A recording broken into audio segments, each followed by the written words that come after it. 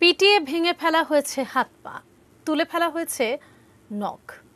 নির্মমভাবে সিলেটে পিটিয়ে হত্যা করা হয়েছে এক যুবককে। পুলিশ দাবি করছে গণপিটুনিতে মৃত্যু হয়েছে তার। তবে নিহতের পরিবারের অভিযোগ, পুলিশ ফাঁড়িতে ধরে নিয়ে টাকার জন্য নির্যাতনে হত্যা করা হয়েছে তাকে। সিলেট থেকে অনিল পালের ক্যামেরায় সজল ছত্রীর রিপোর্ট। সিলেট সিটি কর্পোরেশনের কাষ্ঠঘর এলাকা মাদক জোন হিসেবে পরিচিত, তবে এলাকার পুরোটাই ক্লোজ সার্কিট ক্যামেরা দ্বারা বেষ্টিত, যা মনিটর করা হয় 14 নম্বর ওয়ার্ড কাউন্সিলর নজরুল ইসলাম মুনিমের কার্যালয় থেকে। পুলিশের দাবি, এই এলাকাতেই রবিবার ভোররাতে গণপিটুনিতে নিহত হন রায়হান উদ্দিন। 2টা থেকে 7টা পর্যন্ত আমরা ভিডিও ফুটেজটা দেখেছি। এই ধরনের কোনো কিছু আমাদের এখানে ফুটেজে নাই।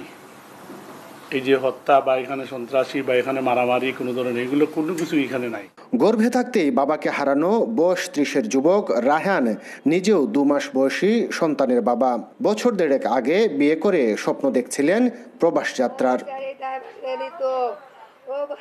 চিকিৎসকের চেম্বারে সহকারী হিসেবে কাজ করা রায়হানের ঘরে ফিরতে রাত হতো। পরিবারের দাবি, তাকে তুলে নিয়ে টাকার জন্য নির্মম নির্যাতন চালায় সিলেট বন্দরবাজার ফাঁড়ির সদস্যরা। টাকা চেয়ে একটি নাম্বার থেকে কলও করা হয়। টাকা নিয়ে পুলিশ ফাঁড়িতে গেলে জানানো হয় রায়হানকে হাসপাতালে পাঠানো হয়েছে। এমন মাইন মারছে হয় তারা বুঝি কোনো দিলে এলো বাতারিলে মানুষের হাতে পায়ে স্পোর্ট টাকা, আমার ভাই মাথাত কোনো স্পোর্ট নাই, হাতে উঠে কোনো স্পোর্ট নাই। আমার ফুয়ারে জেন্ত পেলাস দিন লোক পাখললো, 2 হাত ভাঙি লাইলো, তারপরে দামাসা 2 পা ভাঙি লাইলো। এখন আমার ফুয়ারে গণ দুলাইয়ে বলে মাইসে মারছেন। এ ঘটনায় সোমবার বিকেল পর্যন্ত ফাঁড়ির ইনচার্জ আকবর হোসেন সহ 4 পুলিশ সদস্যকে সাময়িক বরখাস্ত এবং 3 জনকে প্রত্যাহার করা হয়েছে। তবে তদন্ত চলছে ছাড়া আর কোনো বক্তব্য দেয়নি পুলিশ। পুরো ঘটনাটার তদন্তের স্বার্থে যা যা করা দরকার সবই করা হবে এবং আমাদের একটা তদন্ত চলতেছে। তো এই মুহূর্তে আসলে এরকমভাবে কোনো কিছু বলা যাবে, তদন্ত করে আপনারা জানতে পারবেন।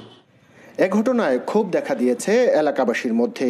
নিহতের স্ত্রী পুলিশ ফাঁড়িতে নির্যাতন করে হত্যার অভিযোগ এনে মামলা দায়ের করেছেন। সজল ছত্রী, ATN নিউজ, সিলেট।